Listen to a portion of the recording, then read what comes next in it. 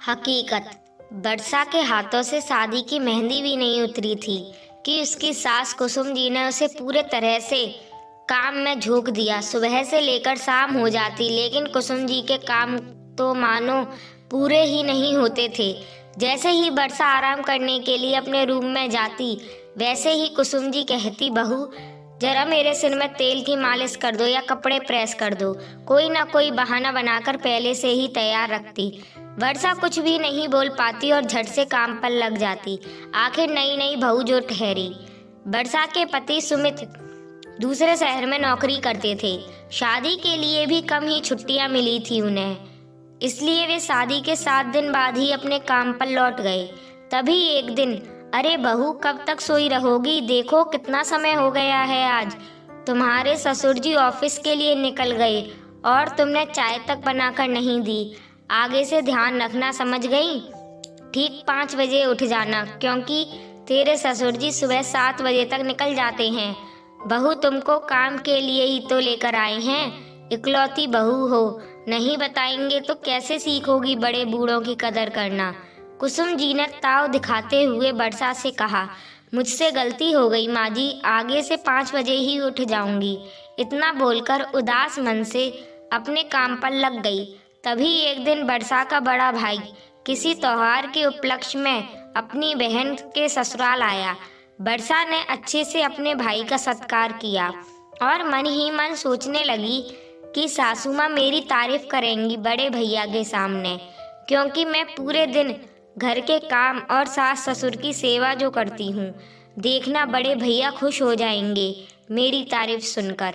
लेकिन कुसुम जी तो वर्षा के भाई को देखते ही रसोई घर में रखे 2-4 बर्तन साफ करने लगी। तभी, अरे माँ जी, आप अचानक से बर्तन साफ क्यों कर रही हैं? मैं कर दूंगी। थोड़े ही थे, इसलिए सोचा नाश्ते के बर्तनों के साथ यह भी साफ कर दूंगी। वर्षा ने आश्चर्यचकित होते हुए कहा। वर्षा को अब समझ में आ गया था कि माँ जी के मन में तो कुछ और ही चल रहा है। भैया के सामने यह दिखाना चाह रही हैं कि मैं खुद ही बर्तन साफ करती हूँ और तुम्हारी बहन कुछ नहीं करती। लेकिन वर्षा चुप ही रही, क्योंकि अपने बड़े भाई के सामने वह कोई बवाल नहीं खड़ा करना चाहती थी। शाम होते ही वर्षा का भाई वहां से चला गया।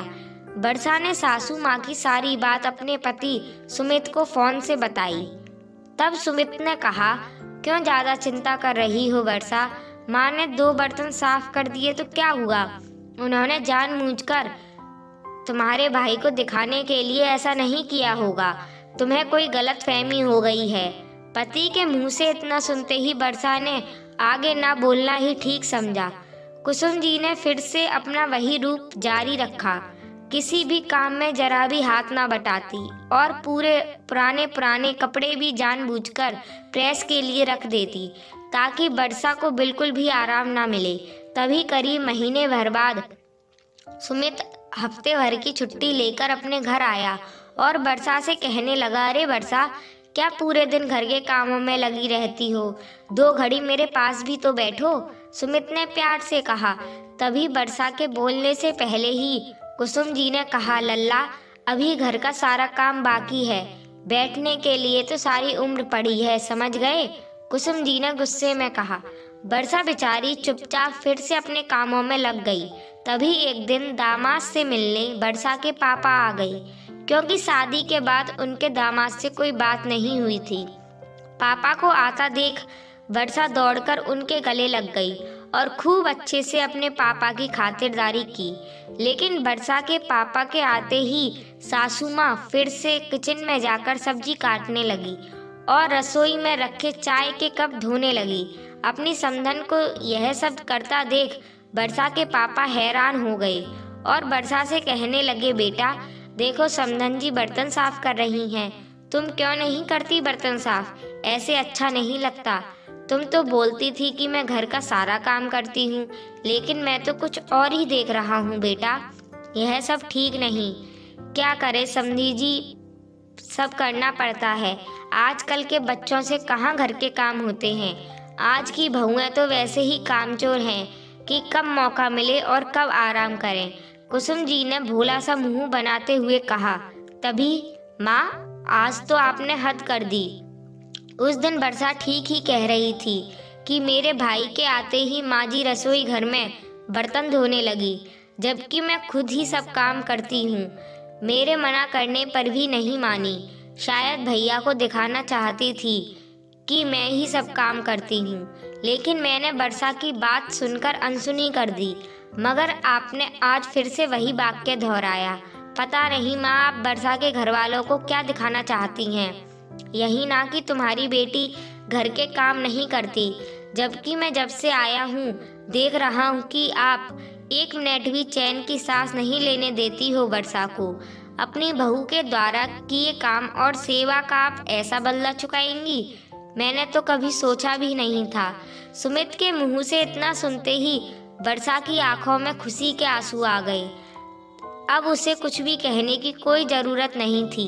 सही समय पर सुमित ने अपनी पत्नी का साथ जो दिया, और वह हकदार भी थी।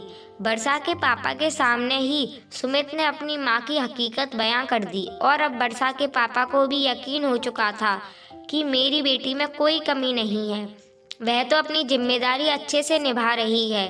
अपने बेटे के मुंह से यह सब सुनकर कुसुम जी को तो जैसे सांप ही सूंघ गया, क्योंकि उन्होंने यह कभी सपने में भी नहीं सोचा था कि सुमित कल की आई बहू का साथ देगा। कुसुम जी को बोलने के लिए शब्द ही नहीं मिल रहे थे, और वह चुपचाप वहां से बाहर निकल गईं। कुसुम जी की चाल आज उन्हीं पर भारी पड़ गई, और बहू के पापा के सामने ही अपने बेटे को बोलने पर मजबूर कर दिया।